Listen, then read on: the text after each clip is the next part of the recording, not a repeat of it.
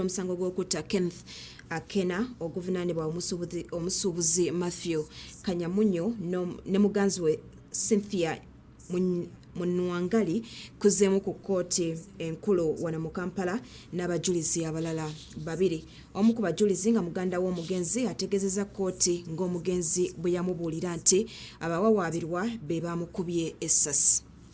Okuwulira omusango gw'okutta yali omulwanirizi w'eddembe Kenneth Akena oguvunaanibwa omusuubuzi Matthew Kanyamunyu kuzzeemu leero ku kkooti enkulu ewozesa emisango gya Nnaggommola ey'omulamuzi Stephen Mubiru. Oludda oluwaabi nga lukulembeddwamu Jonathan Muwaganya luleese abajulizi babiri omubadde ne muganda w'omugenzi.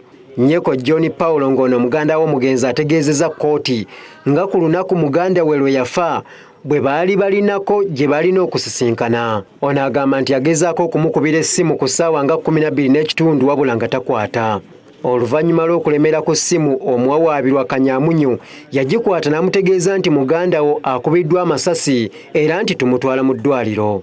Omujulizi ayongeddeko nti bwe yatuuka mu ddwaliro omugenzi nga tannafa yasobola okumutegeeza nti abo bamuleese omuli Matthew Kanyamunyu ne muganzi we be bamukubye amasasi. And in the process, I brushed his car, which was parked.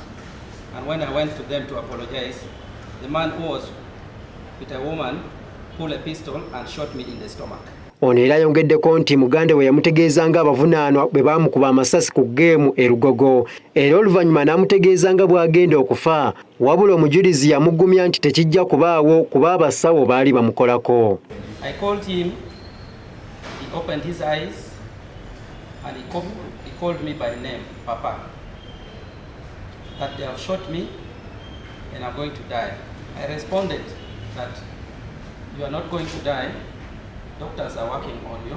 Omujulizi omulala abadde Rose Kadde ng'ono atunda binyeebwa ku luguudo omugenzi we yakubirwa amasasi. Ono ategeezezza kkooti nti ng'ennaku z'omwezi 12 omwezi ogwa Novemba omwaka 2016 yalaba Kanyamunyu ne muganzi we nga bava mu mmotoka nga boogereziganya n'omuntu owookusatu gw'ataategeera era nga baali beekiise mu mmotoka bombi. Kiteeberezebwa nti abawawaabirwa baakuba omugenzi amasasi agaamutta oluvannyuma lw'okumuteebereza nti akolobodde emmotoka yaabwe e Lugogo ng'ennaku z'omwezi 12 omwezi ogwa Novemba omwaka 2016.